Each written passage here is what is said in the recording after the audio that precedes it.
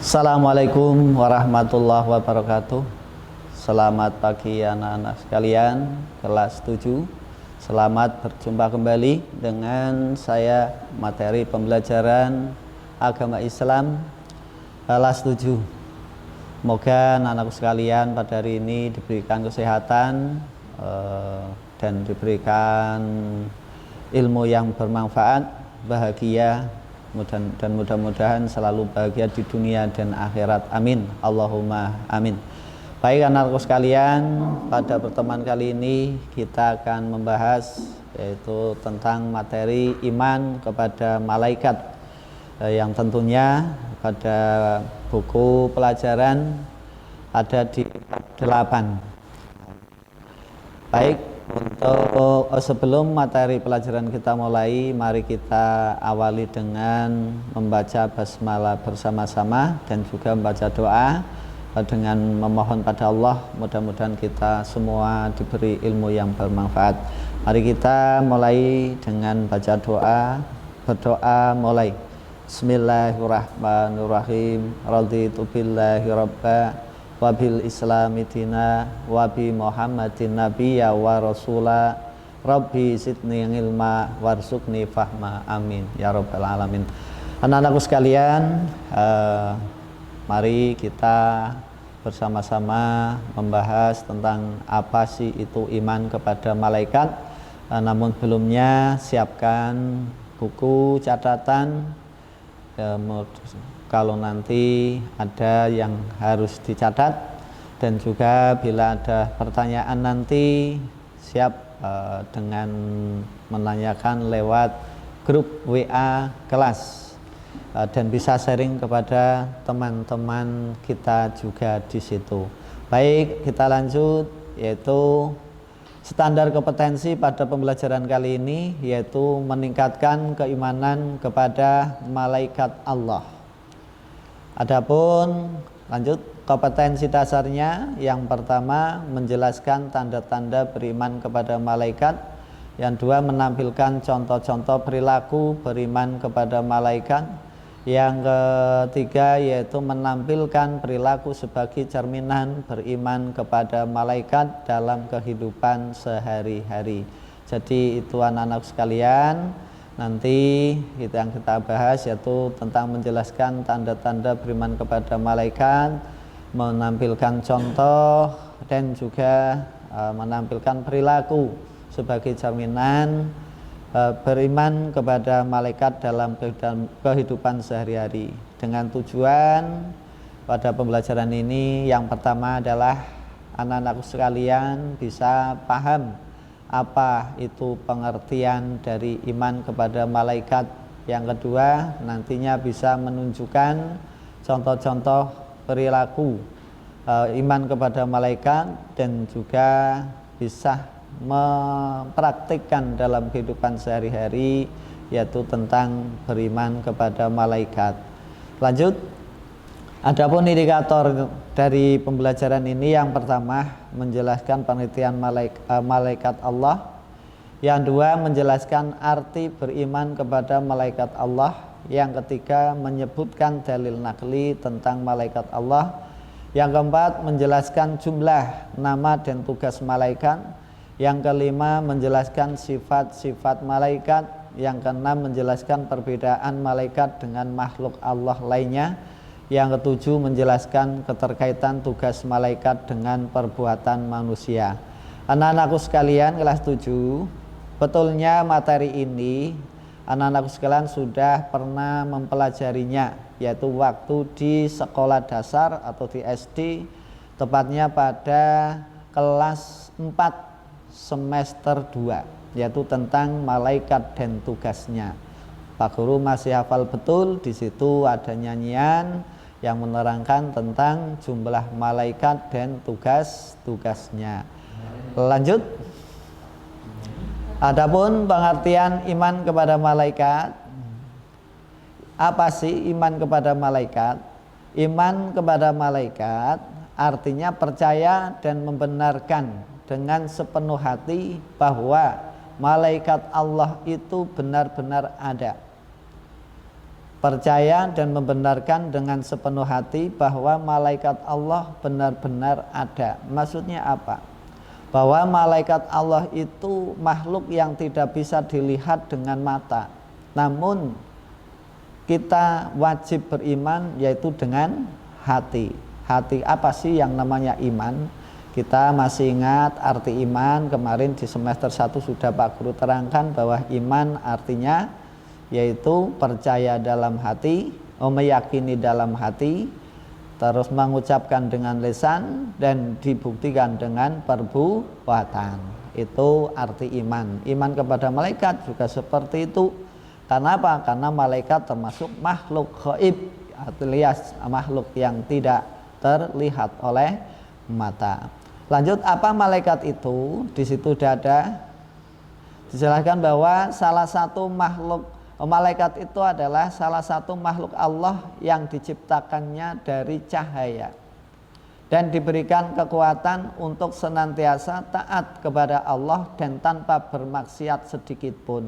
Jadi anak-anakku sekalian, malaikat itu makhluk yang diciptakan Allah dari cahaya dan tidak pernah berbuat maksiat. Beda dengan manusia. Kalau manusia diciptakan dari tanah dan kadang berbuat baik, dan juga manusia kadang berbuat maksiat atau berbuat dosa. Jadi kalau malaikat itu selamanya itu tidak akan berbuat dosa. Kenapa? Malaikat itu tidak punya nafsu. Malaikat itu hanya melaksanakan apa yang diperintahkan oleh Allah. Lanjut. Arti iman dan beriman. Ada penjelasan sedikit, yaitu arti iman dan beriman. Kalau iman artinya percaya atau yakin, sedangkan beriman artinya mempercayai atau meyakini. Berarti beriman kepada Allah nanti artinya mempercayai bahwa beriman kepada malaikat Allah berarti mempercayai bahwa adanya makhluk Allah yang bernama malaikat. Malaikat, indikator dari malaikat adalah satu, makhluk gaib. Gaib itu artinya makhluk yang tidak terlihat oleh mata manusia dan tidak bisa diraba. Jadi bedanya apa sih makhluk nyata dan makhluk gaib? Makhluk gaib itu makhluk yang tidak bisa dilihat dan diraba oleh panca indera manusia. Didengar suaranya juga tidak bisa, dilihat oleh mata juga tidak bisa, dipegang dengan tangan juga tidak bisa. Makanya disebut makhluk gaib. Yang dua, diciptakan dari cahaya. Beda dengan manusia, manusia diciptakan dari tanah, yaitu seperti kita sebut, yaitu waktu Nabi Adam sebagai manusia pertama kali diciptakan Allah, yaitu dari tanah, dan akhirnya diberi nyawa dan menjadilah makhluk yang namanya Nabi Adam, dan selanjutnya turun sampai kepada kita. Ini anak-anakku sekalian, itu beda dengan teori Darwin. Kalau dalam hal dalam hal agama, prinsip Al-Quran, teori Al-Quran dengan teori Darwin itu bedanya di situ. Kalau Darwin, manusia berasal dari kera, sementara kalau teori Al-Quran, manusia berasal dari tanah, yaitu melalui proses ketika diciptakannya Nabi Adam. Itu diterangkan dalam surat Al-Baqarah. Lanjut, yaitu ketika memiliki tugas tertentu dari Allah. Malaikat itu tugasnya khusus. Ada yang tugasnya membawa wahyu, ada yang tugasnya memberikan rizki, ada yang tugasnya mengangkat langit selamanya. Lalu ada pertanyaan, Pak, apakah kesal, apakah enggak capek malaikat itu setiap hari itu yang tugasnya itu mengangkat langit? Kalau sudah capek langitnya ditaruh, maka kita semua akan kiamat. Tidak, anak-anakku sekalian, malaikat ini tidak lapar, tidak merasa haus, tidak merasa capek. Kenapa? Ketika merasa capek, malaikat hanya membaca tasbih, sudah capeknya hilang. Beda dengan manusia. Lanjut, sifat-sifat malaikat. Yang pertama adalah malaikat diciptakan dari cahaya atau nur. Yang kedua, malaikat dapat mengubah wujud atas izin Allah. Ini anak-anakku sekalian perlu dimengerti bahwa malaikat itu bisa berwujud menjadi apapun. Bisa menjadi wujud manusia, bisa menjadi wujud hewan, dan bisa juga menjadi wujud selain manusia dan hewan. Itu atas kehendak Allah. Karena malaikat memang sifatnya bisa berubah wujud. Yang ketiga, malaikat diciptakan sebelum manusia. Anak-anakku sekalian, perlu dimengerti bahwa makhluk Allah yang pertama kali diciptakan di alam semesta ini adalah iblis. Yang kedua adalah malaikat. Dan yang ketiga adalah manusia. Itu pada dasarnya makhluk Allah itu yang makhluk Allah yang mempunyai ruh itu pada dasarnya adalah 3, dan yang pertama diciptakan adalah iblis. Maka iblis itu tertua. Yang kedua adalah malaikat. Jadi malaikat itu makhluk yang nomor 2 tuanya. Dan yang ketiga adalah manusia. Makanya ketika ada perintah Allah kepada iblis dan malaikat supaya iblis dan malaikat sujud kepada Nabi Adam, maka iblis tidak mau. Kenapa? Karena iblis merasa bahwa saya orang yang paling tua, saya makhluk yang paling tua, masa disuruh tunduk sujud kepada makhluk yang baru lahir. Ini bagikan manusia, anak-anakku sekalian. Ketika kita disuruh hormat kepada orang yang lebih muda, kadang kita gaya, kita tidak mau, kita merasa enggan. Kenapa? Karena kita merasa bahwa kita itu lebih tua, tidak pantas hormat kepada yang muda, yang seharusnya yang muda, yang harusnya hormat kepada yang tua.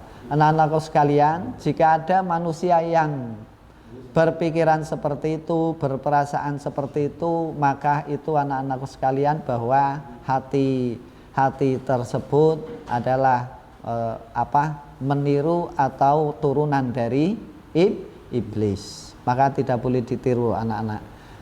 Lanjut, yang keempat adalah malaikat selalu taat menyembah dan bertasbih kepada Allah. Anak-anakku sekalian, malaikat itu makhluk yang diciptakan tidak punya nafsu. Bukan laki-laki, bukan perempuan, dan bukan juga dan bukan juga banci dan sebagainya.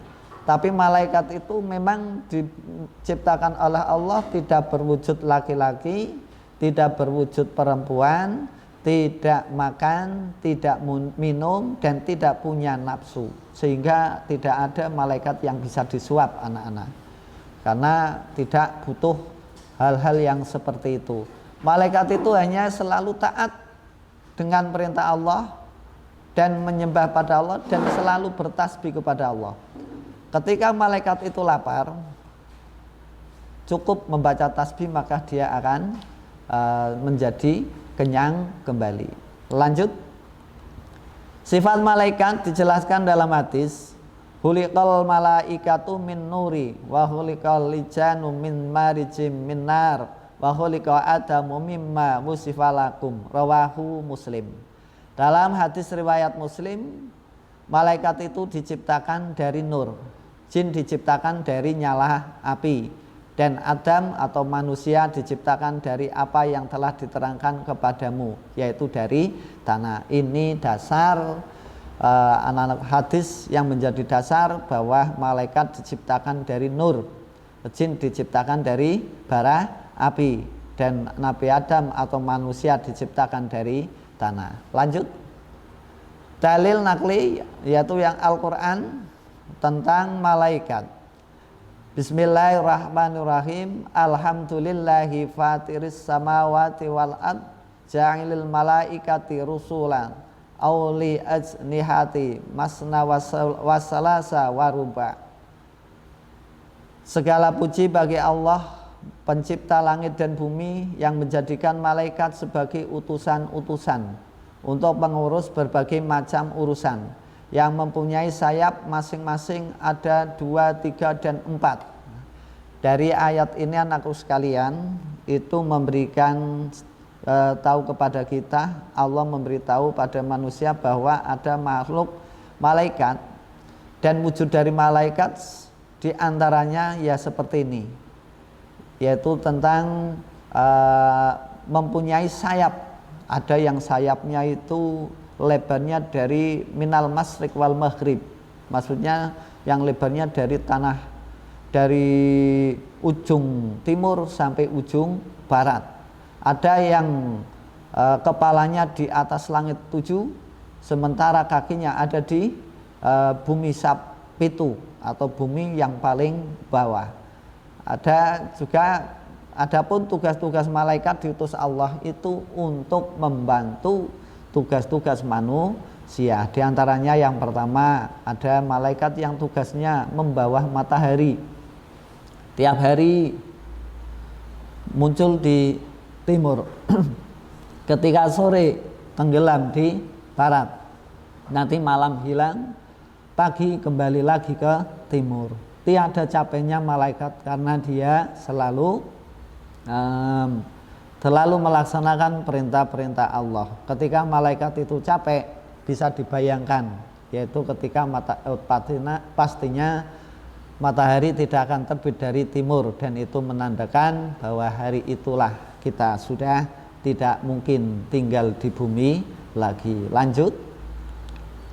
Nama dan tugas malaikat, seperti tadi Pak Guru sampaikan bahwa ini sebetulnya sudah ada di kelas 4, yaitu Jibril menyampaikan wahyu, Mikail bertugas menurunkan hujan dan membagi rezeki kepada makhluk, Israfil tugasnya meniupkan sangkakala menjelang datangnya hari kiamat. Israfil itu menjemput kematian ke setiap makhluk.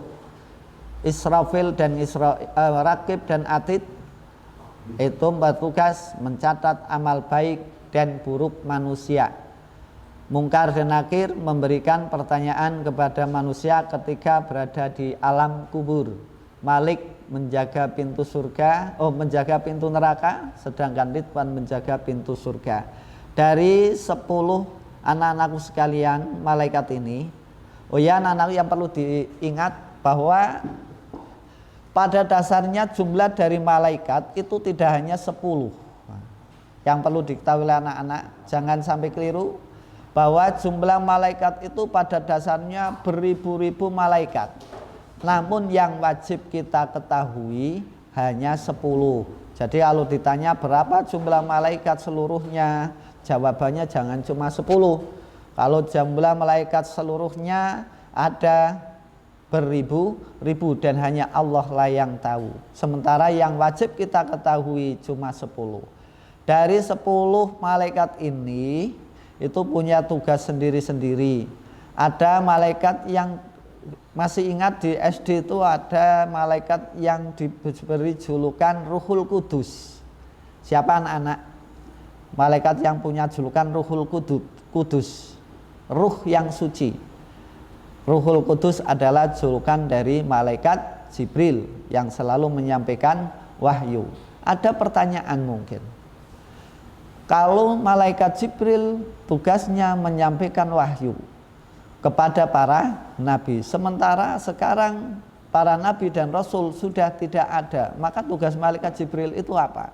Jangan heran anak-anak sekalian bahwa pada dasarnya tugas 10 malaikat yang tercatat di papan ini hanyalah tugas khusus. Sementara tugas umumnya malaikat adalah selalu beribadah dan bertasbih kepada Allah. Sehingga ketika wahyu Allah atau tugas khususnya sudah tersampaikan, maka malaikat tersebut kembali ke tugas umumnya, yaitu menyembah dan berzikir, bertasbih kepada Allah. Ada malaikat yang disebut dengan dijuluki dengan malaikatul maut. Apa malaikatul maut? Malaikat pencabut nyawa. Siapa? Adalah malaikat Ngisrail. Ingat ini anak-anak sekalian, antara Israfil dan Israil jangan sampai keliru. Ini biasanya di sini keliru antara Israfil dan Ngisrail. Kalau Israfil peniup sangkakala, Ngisrail pencabut nyawa. Ada juga yaitu Rakib dan Atid, itu diberikan julukan malaikat kiraman katibin, yaitu malaikat yang selalu mencatat amal manusia. Lanjut, perbedaan malaikat manusia dan jin. Kita cermati anak-anak sekalian, perbedaannya. Kalau malaikat yang pertama diciptakan dari cahaya, manusia diciptakan dari tanah, jin diciptakan dari nyala api. Yang kedua, malaikat punya sayap dan tangan, manusia hanya punya tangan, jin punya sayap dan tangan. Ini perbedaan jadi antara jin dengan malaikat itu hampir mirip, namun dengan manusia berbeda. Yang ketiga, malaikat selalu taat kepada Allah. Manusia ada yang taat, ada yang ingkar, atau kadang taat, kadang ingkar. Kalau jin ada yang taat dan ingkar. Jadi anak-anakku sekalian, yang perlu anak-anakku sekalian mengerti, kalau jin itu ada jin yang beriman, ada jin yang tidak beriman sebagaimana manusia. Makanya dalam Al-Quran disebut wama khalaqtul jinna wal insa illa liya'budun. Tidaklah Allah menciptakan jin dan manusia kecuali untuk beribadah. Dari dalil ini, dari ayat Al-Quran ini tadi, bahwa itu menunjukkan bahwa jin pun ada yang beribadah dan juga ada yang ingkar sebagaimana manusia. Lanjut yang keempat, malaikat tidak makan, minum, dan tidur. Sementara manusia butuh makan, minum, dan tidur. Sedangkan jin butuh makan, minum, dan tidur. Jadi jin dan manusia sama cirinya, di dalam makan dan minum cirinya sama. Yang beda adalah malaikat tidak makan, tidak minum, dan tidak tidur. Terus gimana kalau lapar, kalau haus, kalau mengantuk? Ini hanya membaca tasbih sudah kenyang. Lanjut, yang berikutnya adalah tidak mati hingga akhir zaman. Kalau malaikat tidak mati sampai akhir zaman. Kalau manusia mati sebelum akhir zaman. Sementara jin dapat mati sebelum akhir zaman, dapat mati.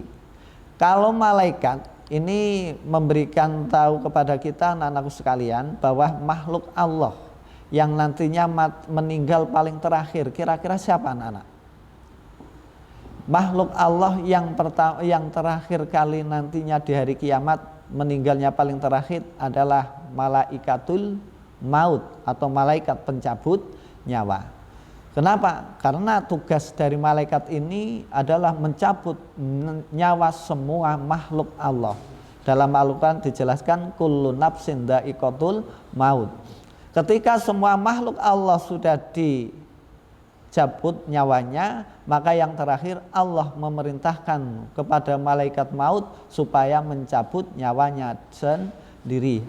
Bukan berarti bunuh diri anak-anak, karena malaikat ini bukan bunuh diri. Kenapa? Karena malaikat maut ini membunuh dirinya sendiri karena atas perintah Allah. Lanjut, sedangkan penerapan beriman kepada malaikat dalam kehidupan sehari-hari adalah yang pertama, sebagai cerminan iman pada malaikat, yang pertama taat dan beribadah kepada Allah. Yang kedua, meninggalkan larangan Allah. Yang tiga, teliti dan menjalani tugas dan amanah. Yang keempat, disiplin dalam segala hal. Yang kelima, selalu mendoakan orang lain. Ini adalah cerminan penerapan orang-orang yang beriman kepada malaikat. Kenapa? Karena orang tersebut tentunya merasa dirinya selalu diawasi, perbuatannya selalu dicatat oleh malaikat. Lanjut, cerminan sikap berikutnya dalam kehidupan sehari-hari selalu memiliki cinta yang tulus. Karena menunjukkan bahwa kita itu selalu diperintah oleh Allah dalam Al-Quran untuk saling menyayangi. Yang kedua, gemar menuntut ilmu. Dan yang ketiga, senantiasa membaca Al-Quran sebagai tambahan pahala. Lanjut, fungsi beriman pada malaikat Allah, fungsinya yang pertama selalu melakukan perbuatan baik dan senantiasa berusaha menghindari perbuatan buruk karena dirinya selalu merasa diawasi oleh malaikat. Yang dua, meningkatkan motivasi untuk lebih bertakwa kepada Allah. Yang ketiga, meningkatkan keikhlasan, keimanan, dan kedisiplinan kita untuk mengikuti sifat dan perbuatan malaikat. Yang terakhir, lebih berhati-hati dalam bertindak karena setiap perbuatan akan dipertanggungjawabkan tentunya besok di hari kiamat, dan perbuatan kita selalu dicatat oleh malaikat. Lanjut, hikmah beriman pada malaikat ada yang pertama, perbuatan manusia dicatat dan diawasi malaikat. Yang kedua, semua perbuatan manusia harus dipertanggungjawabkan.